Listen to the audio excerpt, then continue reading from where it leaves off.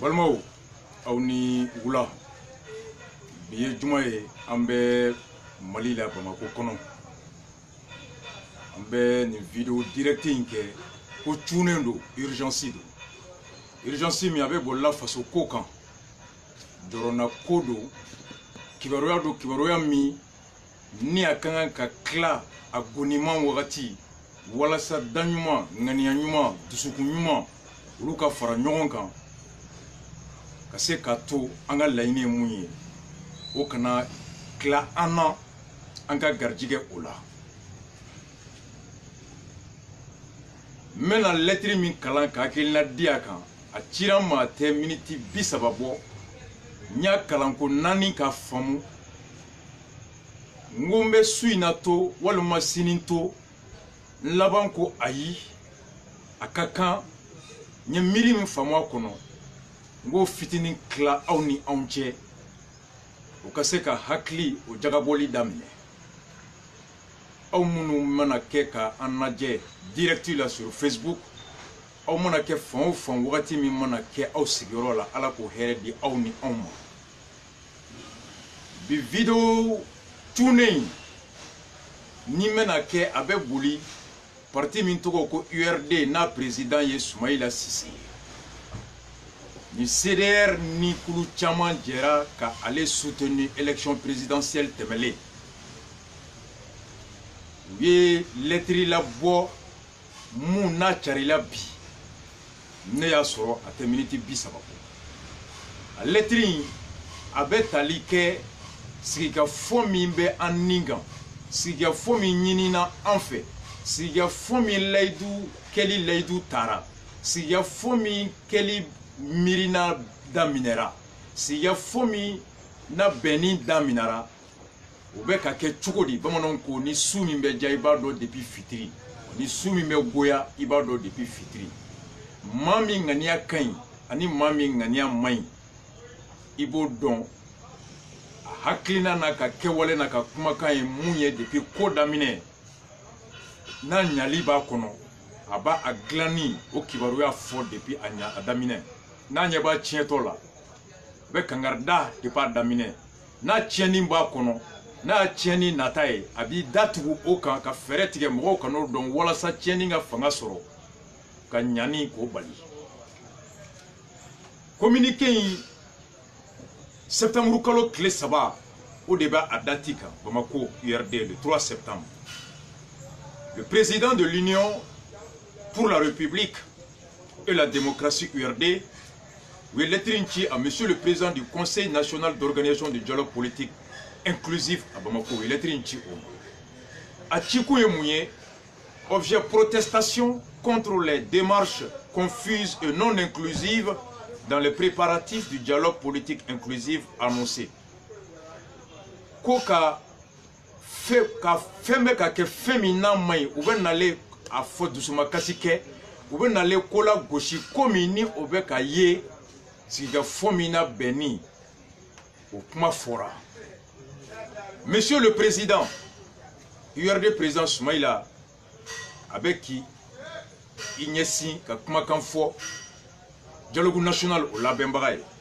À cause dans la foulée de l'examen des projets de termes de référence du dialogue politique inclusif.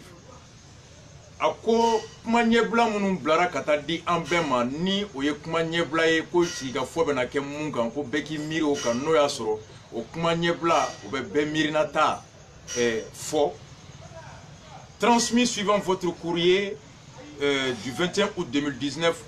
aussi il faut kumakan min n'i y'o ci an ma sɛbɛn fɛ sɛbɛn min sera an ma uti kalo tile 21 san 2019 nous constatons que des démarches non inclusives et confuses sont en cours à l'endroit de nos militants et partenaires politiques et de la société civile. An bɛ k'a ye k'a fɔ ko tɔgɔɲɔgɔnma bɛ ka kɛ kɛwalew bɛ ka kɛ mun ni bɛɛ sen tɛ o kɛwale la wa n'o kɛwale tɛ bɛɛ fara ɲɔgɔn kan wa n'a bɛ ka kɛ sababu ye ka maaw lafili n'a bɛ ka kɛ sababu ye ka ko caya mɔgɔw kunkolo la ka mɔgɔw ɲagami n'o ye jɔn ye olu ka parti tɔndenw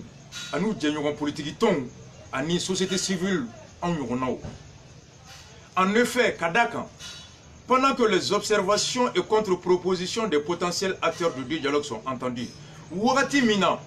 aw ye ɲiningali sɛbɛn minnu ci ɲɛbila sɛbɛn minnu ci an ma an bɛ ka miiri kɛ o ɲɛbila sɛgɛn kan k'a lajɛ an bolo mun ka ɲi k'o fɔ mun man ɲi k'o fɔ wa an b'a fɛ mun ka fara kan k'o fara o kan an b'o baara la wagati min na divers courriers d'invitation fusent de part et d'autre dans une sorte de cacophonie sans nom. Laɲini caman fana bɛ ka sɛmɛ an na laɲini caman min bɛ ka bɔ yɔrɔ caman na tɔgɔ tɛ minnu na n'a bɛ ka kɛ fɛn kɔnɔ lahala min ye ordre t'a la désordre t'a la bɛɛ bɛ k'i sago kɛ. Il s'agit en l'occurrence de divers courriers. O tamasiyɛn ye laɲini minnu bɛ nana a laɲini sɛbɛn caman bɛ ka na ka ɲɛsin parti politique ma parti politique kulu ma ani société civile kulu ma ani syndicat kulu ma mɔgɔw fɛ ani jamana ɲɛmɔgɔw. O fɔlɔ ye mun ye? De l'initiative du ministre chargé des réformes institutionnelles et des relations avec la société civile invitant ministre min bɛ yen ni o ka baara ye ko ka yɛlɛmali fanga taabolo la fanga baarakɛyɔrɔ taabolo la o miiri bɛ o mun bolo ani o ni fanga ni kɛnyɛrɛyew ni politikikulu olu cɛ tɔgɔma o lakanali kɛla o ministre ye courrier lettre ci mɔgɔw ma uti kalo tile 29 san 2019 courrier min kɔnɔ n'a ko a bɛ société civile mɔgɔw wele k'u kana jalajɛ kɛ tile 2 kɔnɔ o tile 2 min ye septembre kalo tile 7 ani septembre kalo tile 8 ko jalajɛ min bɛ na kɛ ko ka société civile k'u sɔn miirina min bɛ u hakili jɔnjɔn miirina min bɛ u ka fɛɛrɛ jɔnjɔn walasa sigikafɔba min bɛ na kɛ u kɔgɔlen ka taa u kɛnɛ kan. L'initiative du ministre chargé des réformes institutionnelles et des relations avec la société civile invitant suivant courrier et des correspondances du 29 août 2019 à un atelier national de réflexion sur la contribution de la société civile au dialogue prévu les 7 et 8 septembre. Au ministre Cham, au fana bɛ ka mɔgɔw wele ko mɔgɔw ka ɲɔgɔn sɔrɔ sini sibiri ani sinikɛnɛ dimanche société civile ko ka taa k'u miirina bɛ se ka kɛ mun ye sigikafɔ in kɛnɛ kan u ka to o daminɛ depuis sisan. A ko fana de l'initiative des services relevant du ministre chargé de l'administration territoriale ministre mun fana ye jamana cɛ bɔ ko ye ni o ministre ye Boubacar Ba ye n'u b'a wele ko Bill et de la décentralisation o fana ye lettre ci lettre min cira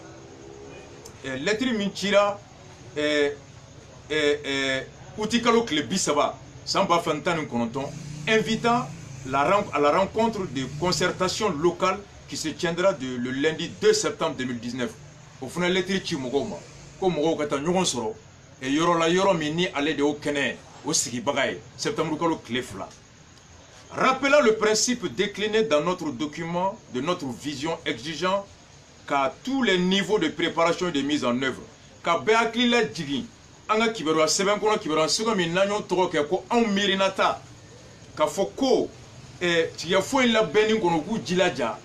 a ka kɛ cogoya min na ni bɛɛ bɛ kafo ɲɔgɔn kan ni bɛɛ ka miiri bɛ se ka k'a kɛnɛ kan kɛnɛ in ka kɛ kɛnɛba kelen ye bɛɛ bɛ ɲɔgɔn sɔrɔ mun kan. Il faudra veiller au caractère inclusif de ce dialogue politique. Aw k'aw hakili to ko sigikafɔ min bɛna kɛ a ka kɛ bɛɛ da ka don a la a ka kɛ ni bɛɛ ka laɲini ye a ka kɛ ni bɛɛ tɔgɔ ye a ka kɛ ni bɛɛ miirina ye o bɛ tɛmɛ ni mɔgɔ kelen de ka kɛ o kɛbaga ye. Par la présente ni lettre min n'an bɛ k'o ci bi et avec véhémence contre les initiatives décousues an b'a fɔ aw ye ni gɛlɛya ye ka gɛlɛya aw ma ko min bɛ ka kɛ nin ye miirina min bɛ ka ta mɔgɔ caman fɛ ka bɔ yɔrɔ caman na miirina ɲuman tɛ a ma bɛn anw ma wa anw bolo nin tɛ ko ye ko min bɛ sigi ka fɔ min n'o laɲini kɛra k'o ye bɛɛ ta ye k'o bɛ o sigi ka fɔ bɛɛ taya k'a bɛ o lakana wa k'a bɛ maaw hakili la sigi ko a bɛna kɛ o de ye. Ministre réforme de Cham o ka mɔgɔw wele mais administration territoriale Bill fana ka mɔgɔw wele a dan ma Cham bɛ ka mɔgɔw wele a dan ma k'a ye na an ka kuma Bill fana bɛ ka mɔgɔw wele a dan ma k'a ye na an ka kuma anw bolo o ye ko ye ko min ni o ko jɛlen tɛ a ko tilelen tɛ a ko a tɛ mɔgɔ hakili sigi et sont de nature à amplifier la confusion et la méfiance des acteurs sur le format du dialogue tel que mis en œuvre depuis son initiative. nin taabolo in mena kɛ sababu ye ka maa minnu kan k'u da don sigikafɔ in na k'u siga ko sigikafɔ in fɔra cogo min k'a bɛ kɛ ten a bɛ a laban bɛ an na siga ko sigikafɔ in labɛnni kalifara minnu na ko u ŋaniya jɛlen tɛ ka sigikafɔ in kɛ cogoya min ni bɛɛ da bɛ don a la ka da k'a laban i t'a dɔn jɔn de kelen bɛ ka sigikafɔ in labɛn bɛɛ bɛ ka wuli i ka côté la ko a ye na ko ne de bɛ ka sigikafɔ kɛ. Et aussi, estimons-nous que le sens des termes de référence est justement d'encadrer tout le processus de bout en bout et que toute autre initiative, sans attendre l'adoption des 10 termes de référence, peuvent zapper le fondement et l'essence du caractère national et inclusif de ce dialogue. En bolo, aouye nyebla sebe minchi, politique toma, politique kulu toma, jamana marabaga koloshi kulu toma no et société civile. Ko anga miria a nyebla kumaw kan no ya soro sigafɔ ba min fɔra ko kuma bɛɛ bɛna taa fɔ a kɛnɛ kan ni aw ye ɲɛbila kuma min sɛmɛ anw na ni bɛɛ miirina ta bɛ sɔrɔ o ɲɛbila kuma kɔnɔ ni an bolo aw ɲinana mun kɔ an ka o fara kan n'an bolo aw ye mun k'a kɔnɔ n'o man ɲi an k'o bɔ a la an bolo mun ka ɲi an k'o fara kan n'o sɔrɔ aw ɲinana ka mun k'a kɔnɔ an ka o fara kan anw bolo aw y'o ɲɛbila kuma min ci anw ma ni o ye avant projet de terme de référence ye wagati min na anw bɛ ka miiri aw ka o ɲɛbila kuma kan ka faranka k'a kan ni fili b'a kɔnɔ k'o la tile ni ɲina kɛra ka mun ɲinana ka o fara kan anw b'o miiri la wagati min na a tɛ se ka faamu ko mɔgɔ wɛrɛw fana bɛ aw ka kulu t'u la olu bɛ ka ci bila jamanadenw ma anw ka tɔndenw ma k'u ka t'u sigi o kɛnɛ kan ko ka bɛɛ jɛ kuma in k'o miiri kɛ yen ka sɔrɔ anw bɛ ka miiri ka jaabi di aw ma anw bolo aw ye ɲɛbila kuma min bila ka na o ɲɛbila kuma in o ye taabolo min b'a to bɛɛ politiki kulu bɛɛ politiki tɔn bɛɛ jamana kɔlɔsi tɔn bɛɛ bɛ i yɛrɛ ye sira in kelenya kɔnɔ sigikafɔ min fɔra ko bɛɛ ka sigikafɔ don ko kelenya sigikafɔ don bɛɛ bɛ miiri kɛ wagati kelen bɛɛ bɛ wele wagati kelen bɛɛ bɛ na i da don kuma la wagati kelen bɛɛ welebaga bɛ kɛ mɔgɔ kelen ye ɲɛbila kuma min n'aw ye o ci an ma o miirina kan ka kɛ o de ye wa n'a kɛra o de ye sigikafɔ min n'a fɔra ko bɛɛ ka sigikafɔ don a bɛ wolo o la nka ɲɛbila kuma min ni aw y'a ci an ma anw sigilen bɛ wagati min na ka miiri k'o ɲɛbila kuma k'o sɔn ji la k'o dafa k'o la tilen k'o kɛɲɛ ni bɛɛ ka miirina hakilina ye walasa bɛɛ ka da sigikafɔ in tilennenya la walasa bɛɛ wasalen ka taa sigikafɔ in tilennenya kɛnɛ kan walasa bɛɛ dusukun jɛlen ka taa sigikafɔ in kɛnɛ kan o wagati kɔnɔ aw jɛɲɔgɔn dɔw bɛ ka kɛnɛ wɛrɛ sigi ka anw ka tɔndenw wele ko sigikafɔ daminɛra olu fɛ ko o bɛ a to an bɛ siga aw la ɔ miirina min cira anw ma an laban bɛ tigɛ o la sigikafɔ in laban tɛ kɛ bɛɛ ka sigikafɔ ye. Jusque-là, nous avons fait montre de bonne foi. Kabini sigikafɔ in kuma daminɛra fo ka se bi la an ma foyi fɔ an ma kɛwale foyi ta mun tɛ ŋaniya ɲuman kuma ye mun tɛ jamanajɔ kuma ye mun tɛ jamanajɔ kɛwale ye mun tɛ jamana basigi kɛwale ye an ye ŋaniya ɲuman de ta ka dusukun ɲuman de ta k'an da ɲuman don a la ka kɛwale ta ka ɲɛsin sigikafɔ in ma. Et de sincérité à contribuer à la réussite de ce dialogue envisagé. Wangania fenfe ni ala yang garjiga ola. Kewale nyuma fenfe ni ala yang garjiga ola. Sous ani clé en URD anga bara de tikelimbe. Siga fo imbese ka ke wasako no chogomi. Siga fo imbese ka ke damun kono chogomi. Siga fo imbese ka ke ni faso basigile ni faso yiri wali ye chogomi. Ambo bara de la sous ani clé. Déjà, amase au kenere kan folo. L'exclusivité tant prônée perd son sens. Kumakan min fɔra sigilafɔ min fɔra ko bɛɛ ka sigilafɔ don a laban bɛ ɲini ka bɔ o miirina kɔnɔ a laban bɛ ɲini ka bɔ o laɲini kɔnɔ ka da taabolo min bɛ a labɛnbagaw bolo bi. Avec les annonces successives de refus de participer exprimés ça et là ni ye nin lajɛ an bɛ nin wagati min kɔnɔ bi ni mɔgɔ caman b'a la ka sɔrɔ hali ninnu ma nin ko in daminɛ ka fɔ ko olu tɛ sigikafɔ in na k'ulu tɛ taa kɛnɛ kan bɛɛ bɛ ka jɔrɔ olu ka tagabaliya kɔlɔlɔ la maaw bɛ ka duwawu kɛ bɛɛ k'i da don a la wagati min na o wagati de fana kɔnɔ aw ka kulu kɔnɔ aw yɛrɛ bɛ fara fara dɔw bɛ bɔ ka taa kɛnɛw sigi sigi u yɛrɛ ye i komi ni sigikafɔ in kɛra mun mana mun diya bɛɛ b'o kɛ ye. Finalement, nous sommes de plus en plus fondés à donner peu de crédit à la volonté de réussir cet exercice, pourtant vital pour sortir de la crise politique et socio-sécuritaire que traverse notre nation. À l'avant, on bénit ka tigɛ a kan ka fɔ ko ŋaniya min bɛ aw la o ŋaniya tɛ sigi ka fɔ in a kɛli hɛrɛ kɔnɔ a wasali ye a kɛcogo ɲuman o ŋaniya ɲuman tɛ aw kɔnɔ. An laban bɛ ɲini ka siga aw la ko sigikafɔ in kɛcogo ɲuman o ŋaniya tɛ aw la a dusukun t'aw kɔnɔ wa ko aw fɛla tɛ sigikafɔ in a ka kɛ ka ɲa yɛrɛ ko ka d'a kan ka sɔrɔ sigikafɔ in ale de ye sababu ye sababu min bi Mali kɔnɔ gɛlɛya min bɛ an kan n'o ye mara gɛlɛya ye n'o ye sigi gɛlɛya ye n'o ye balo gɛlɛya ye n'o ye lakana gɛlɛya ye jamana in ka se ka bɔ o gɛlɛya kɔnɔ anw bolo ni gɛlɛya baden min bɛ Mali kan bi sababu kelen min bɛ yen n'an bɛ se ka bɔ o gɛlɛya kɔnɔ ka jamana basigi ka balo basigi ka sɔrɔ yiriwa ka hɛrɛ nati ka danbe lasegin so ka jigisigi nati anw bolo o sira o ye sigikafɔ de ye o sigikafɔ min ye an bɔli nin gɛlɛya kɔnɔ o sigikafɔ min ye sira min jɛlen don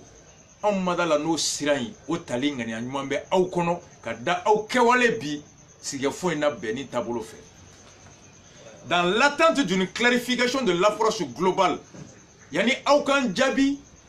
an filɛ ka miirina min an filɛ ka hakilina min sɔrɔ aw ka nin taabolo la aw ka taabolo in bɛ ka faamuya min di anw ma n'an y'o faamuya da aw tulo kan anw bɛ ka mun faamu aw taabolo la an fɔlɔ filɛ k'o mun fɔ aw ye n'o y'a sɔrɔ an bɛ fili kɔnɔ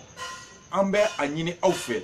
aw ka an na faamu k'an bɔ fili kɔnɔ n'o y'a sɔrɔ an filɛ ka nin mun fɔ an ye kɔlɔsi min kɛ n'anw bolo n'a kɔlɔsi man ɲi n'o y'a sɔrɔ a kɔlɔsi fana ye tiɲɛ ye dialogue in kɛcogo ɲuman hami kama faso yiriwali hami kama faso basigili hami kama aw ye an ka kɔlɔsili a ye an ka jalaki a ye aw sigi aw ka miiri a kan aw ka segin aw kɔfɛ aw ka fɛɛrɛ ta fɛɛrɛ min bɛ nin taabolo jugu in bɔ yen ka taabolo ɲuman ta taabolo ɲuman min bɛ an garijɛgɛ sigi ka fɔ ɲuman na sigikafɔ min bɛ na wolo dialogue politique inclusif kɛnɛ la kɛnɛ min ni maliyɛn bɛɛ bɛ na ɲɔgɔn sɔrɔ a kɛnɛ kan ni maliyɛn bɛɛ bɛ nin miirinata fɔ a kɛnɛ kan ni miirita bɛ na wolo mun na n'o ye maliyɛn bɛɛ ta ye n'o miirinata bɛ na waleya maliyɛn bɛɛ ka hɛrɛ n'a ka laɲini na wa n'o kɛnɛ sigibaga bɛ kɛ mɔgɔ kelen de ye n'o kɛnɛ labɛnbaga bɛ kɛ mɔgɔ kelen de ye alors ni kumakan min bɛ na bɔ o la o sɛbɛnbaga bɛ kɛ mɔgɔ kelen de ye. Nous nous réservons le droit de suspendre notre participation au processus de dit dialogue tel que mis en œuvre actuellement. Hakɛ bɛ an bolo ni taabolo in ma diya an ye sigikafɔ in bɛ ka labɛn cogo min ni jaabi ma di an ka nin dusukasi la ni jaabi ma di an ka nin welewelekan na ka an dabɔ a sigikafɔ la ka an ka donni a kɔnɔ k'o ɲɔngiri fɔlɔ yanni an hakili ka sigi yanni dalilu ka di an ma ko sigikafɔ min fɔra ko o de ŋaniya talen bɛ aw bolo ko sira de bɛ aw bolo. Yano cɛ a ka di an ye nous voilà du dialogue tel que mis en œuvre actuellement yano cɛ an bɛ duwawu kɛ ka aw deli k'a ɲini ala fɛ an ka nin faamuyali min aw taabolo la n'an filɛ k'o fɔ aw ye aw ka o faamuyali minɛ nin sɛbɛn kɔnɔ sɛbɛn min ni URD y'a ci président i ma k'i fo i ka bonya kɔnɔ. Monsieur le Président, l'expression de nos salutations, nous vous prions de recevoir. Signé honorable Soumaïla Cissé. Balmao, URD une lettre de blanc. Commentaire tel diade. Mahoma, on y a fait depuis le 11 septembre CDR. On a réforme politique là, on a réforme institutionnelle là, élection ka bo gouvernement la kana seni na o de ka bo on takum ba yere odi. Jamana kono tise ki kogo da abela. Mami ngoy ki da do abela e nanfigi ya laba ite foi sura shila. I kelen tese ka beke ala kelen ni se ka beke. Ngani nya sin kelen ma ibe nobo ola. CDR taye élection kɛ cogo ɲuman an ko ni donna ko la bamanan ko ten ni ma fɛn sɔrɔ i ka fɛn faamu an donna ka ɲɛmɔgɔya ɲini an m'o sɔrɔ cogo di suɲɛni min kɛra o sababu ye an y'o suɲɛni cogo faamu an ko an tɛ taa kalafili wɛrɛ la f'an ko suɲɛni cogo kɛlɛ maa min b'i yɛrɛ kalama maa min ye hɔrɔn ye i ye ɲɛmɔgɔ ye e ye jɔ fili kɔlɔn kɔnɔ k'i bɛ jɛgɛ minɛ ka jɔ fili kɔ kɔnɔ i yɛrɛ ɲɛ bɛ jɛgɛ bɛ ka panpan jɔ kɔnɔ i nisɔndiyara i ye jɛgɛ sama dɔrɔn jɔ sama dɔrɔn jɔ bɔra i ɲɛ b'a la jɛgɛ t'a kɔnɔ i dusu bɛ kasi i ye jɔ fili kɔ kɔnɔ ni jɛgɛ minɛ ni ŋaniya ye i ye jɔ labɔ i ma jɛgɛ sɔrɔ nka i kan ka mun faamu i b'i yɛrɛ ɲininka ne tun ɲɛ bɛ jɛgɛ la mɛ n ye jɔ labɔ jɛgɛ t'a kɔnɔ n'i ye jɔ sɛgɛsɛgɛ n'i ye wo ye jɔ la i man k'o jɔ kelen la sigi o kɔ kelen kɔnɔ n'o wo kelen ye i b'o o jɔ wo girin fɔlɔ de ka sɔrɔ ka jɔ la jigin ka taa jɛgɛ wɛrɛ ɲini mɛ n'i y'o jɔ kelen la sigi o kɔ kɔnɔ n'o wo kelen i bɛ tila ka bɔ ni o jɛgɛ wo o jɔ jɛgɛ tan kelen ye o de kama anw ko fo ka taa dialogue la ka da ka mɔgɔ min ka ca n'i ye n'i b'a fɛ ka fɛn sɔrɔ a bolo n'i taara tɛgɛ kɔrɔta la a b'i ci i t'o sɔrɔ i b'a jagoya de a kana layidu ta jama ɲɛna layidu min b'a to o labatobaliya b'a to a yɛrɛ bɛ maloya ka sira maloya ɲɛ a yɛrɛ laban bɛ na o layidu t'i mɛn c'est par le dialogue qu'on peut amener la majorité à s'engager dans la volonté de la minorité sinon n'a kɛra élection ye la minorité n'aura jamais ce qu'elle veut o sigafɔ min n'an y'o ɲini i bɛ ka discours kɔnɔ a ko k'a y'a ɲini Baba Agiba Aidara fɛ ka ɲini Ousmane Maïga fɛ ka ɲini Ablaye Aminata Dramane fɛ ko ale y'u bila baara min na ale yɛrɛ ye hɔrɔn layidu ta a da tɛ don a la bilen baara min n'a d'u ma k'o ye mun ye u k'u jilaja bɛɛ da ka don a la olu saba de taara Mali kɔnɔ olu saba de dɔnna sigikafɔ in ɲɛmɔgɔ kalifara olu saba de la wa Aminata Dramane yɛrɛ ka élément m'an bolo n b'a jouer mercredi a yɛrɛ ko n'aw ye ko o ko mɛn mɔgɔ wɛrɛ da n'o ma bɔ anw saba da ko aw kan'o minɛ k'o tɛ tiɲɛ ye k'o ye nkalon ye ɔ sigikafɔ min n'an b'o kuma kan Aminata Dramane Yusuf Maïga Baba Agib u dɛmɛbaga min ye ambassadeur Jara ye Jara in ye dialogue labɛnbaga ye kɛnɛ ani fɛnw ye a ɲɛmɔgɔ bɛ ninnu saba bolo o ye lettre ci bɛɛ ma parti politique ma ka ci société civile ma CDR anw y'a reçoit u ka TDR bɛ anw bolo u ko an ka miiriya kan u bɛ tila ka lettre ci an ma don ka don fɔ an ye don min na bɛɛ bɛ na ɲɔgɔn sɔrɔ ye olu ye kuma ɲɛbila min ci an ma an miirina ye munya kan u filila ka mun k'a la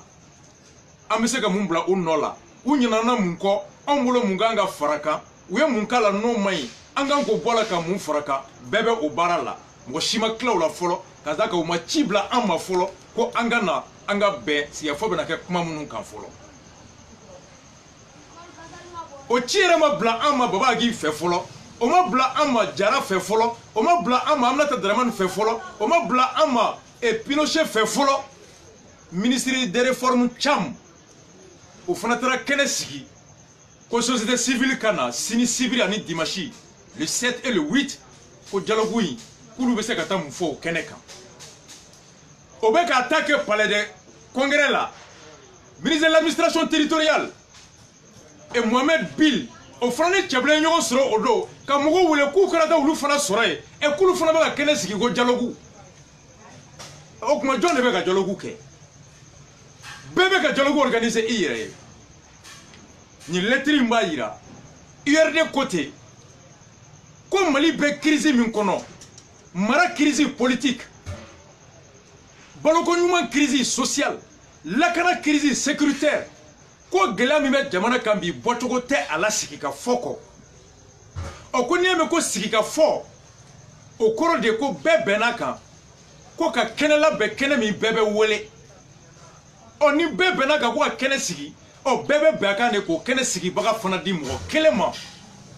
o kelen min bɛ dɔn bɛɛ fɛ o kelen de ye bɛɛ welebaga ye o kelen de ye kɛnɛ sigibaga ye nka ni mɔgɔ wɛrɛ taara kɛnɛ in wele mun tɛ o tigi ye an bɛ ɲininkali kɛ o mɔgɔ wɛrɛ minnu fana b'o wele o mɔgɔ wɛrɛw fana olu bɛ maa ka mara kɔnɔ maa min ye mɔgɔ saba in fana sigi IBK de Cheblenke ministry, IBK de administration territoriale Bilike ministry, IBK de Amadou Chamke ministry, IBK de Bouka premier ministry, IBK de gouvernement ka Nyemogoye, et IBK de Fone Baba Agib Sigi, IBK de Fone Amnata Draman Sigi, IBK de Fone Pinochet Sigi, IBK de Fone Jara Sigi, ko aw nani de be dialogue la ben, ko mo wore data la, o IBK ka mo wore woro be, munu me ka dialogue ko la ben, IBK sigilendu, est-ce que dialogue a kɛcogo ɲuman o ŋaniya bɛ IBK kɔnɔ wa?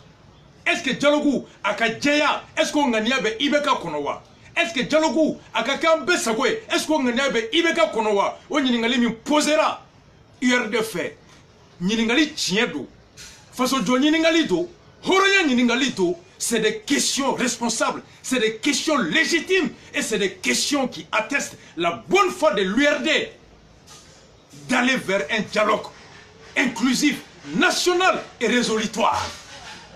et de résolution.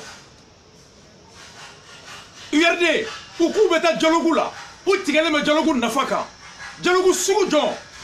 on y moufo, nous tu y siga que kunu metan teta. On y so jarabi URD ka fo ko TDR, baranyepla mi papier tira ama akunde ye beka don. Ko siga fo mina fora ko beda be do la siga kuma mgo mina tiɲɛ do sino ta damne caman bɔra dialogue ya antala faransi ka dialogue do atena wolo hɛrɛ la an ko ma e ma do so min kɔnɔ fɔlɔ e b'a dɔn dumuni min bɛ yen wa e ŋaniya man ɲi e jɛlen tɛ e nafigi ye tu es un hypocrite ko fɛn bɛ kuma bɛ fɔ e ma taa kɛnɛ kan fɔlɔ kuma ka minɛ i la e ko k'e tɛ taa ko nin kuma tɛ fɔ ye e ye ala ye ka bisigi yan an y'olu gosi wali sinamulu kɛlɛ dialogue anw ni URD y'a ɲini URD yɛrɛ ko k'olu bɛ dialogue ɲini a mɛnna o sɔrɔlen o kɛ kuma n'i ko k'i tɛ taa ɲininkali bɛ kɛ e ŋaniya ye mun ye URD k'u bɛ taa dialogue la nka dialogue sugu jɔn a sɛbɛlama a kulonkɛlama tɛ dɛ wa an CDR fana y'o fɔ a fɔra k'a bɛɛ bɛ fɔ a kɔnɔ anw bɛ taa n'an y'a ye k'an bɛ mun ɲini o t'a kɔnɔ an bɛ da fara ka fenêtre fara ka bɔ anw tɛ kɛ cɛ si ka complice ka jamana ci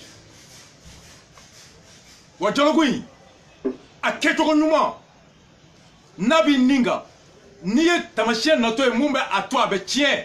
ni ŋaniya ka ɲi depuis a daminɛ i bɛ kangari da ko sira min b'aw bolo a y'o bila n'o tɛ an bɛɛ jigi bɛ fɛn min kan o tɛ sɔrɔ n'a ɲali tɛ n kɔnɔ n t'o f'i ye cette lettre de mise en garde cette lettre d'avertissement cette lettre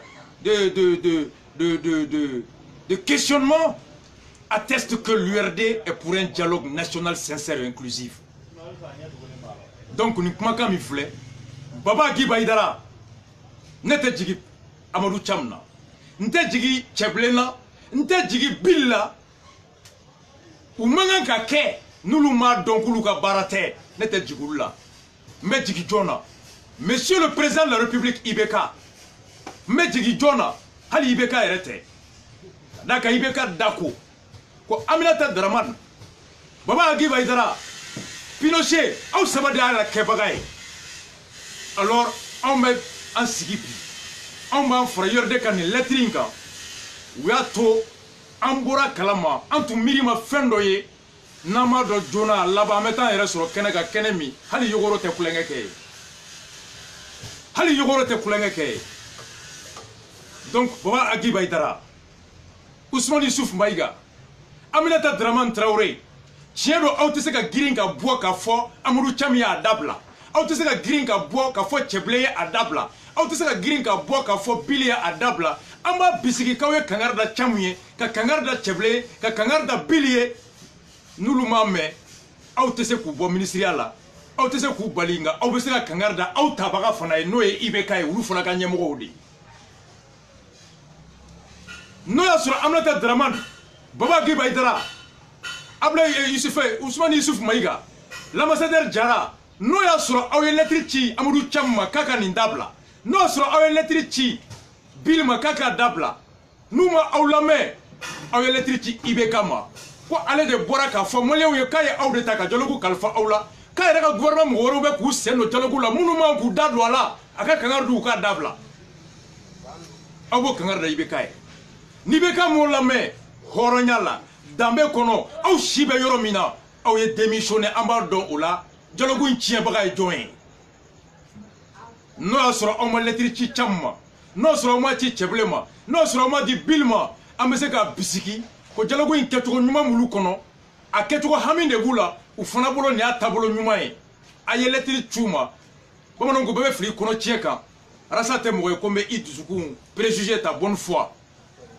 a ye lettre ci u ma ko Thiam bɛ mun na le 7 et le 8 ko ɲuman tɛ hali n'a ka ɲi k'a bɛ siga don maaw dusukun na a y'a fɔ Bill ye k'a k'a dabila ko hali n'a ŋaniya ka ɲi ko dialogue in ka ɲɛ k'a bɛ siga don mɔgɔ la k'u k'u sen bɔ a la a y'o lettre ci n'aw m'o ci bɛɛ da bɛ ka don dialogue la a b'an na siga ala ka ni faamuyali ko ɲuman di an bɛɛ ma triumvirat c'est le premier test de votre détermination, de votre responsabilité, de votre impartialité, de votre engagement, de votre probité, de votre honneur et de votre sens élevé de travailler dans la dignité. Le ministre Amadou Thiam, le ministre Boubacar Ba, le ministre Tchèblin Dramé, de Kaï, la capacité à renforcer la manière, la procédure est de nature comme l'URD le dit. Ka mɔgɔw la fili ka mɔgɔw ɲanami ka mɔgɔw bila fili kɔnɔ k'u bila kun palan-palan kɔnɔ ka mɔgɔw laban na siga dialogue in yɛrɛ sincérité la si la forme n'est pas de nature à contribuer au succès du fond alors la forme doit changer bamananw ko ko kɛcogo ka bon ni ko yɛrɛ ye ni ko kɛcogo man ɲi a laban bɛ ko a tiɲɛ URD ka nin communiqué c'est un communiqué de bonne foi un communiqué responsable un communiqué d'un parti qui est engagé dans ce processus-là. En attendant mercredi prochain, Allah ka ke here amma. URD kan lettre, c'est une lettre qui pose des questions de fond réels face au code d'eau. Jamana code d'eau. Ni ya ke kanye domi o janjo be fiye. Ni filila o wo be chila ko mene klo koro ka teme. Rastafari one love à vous tous.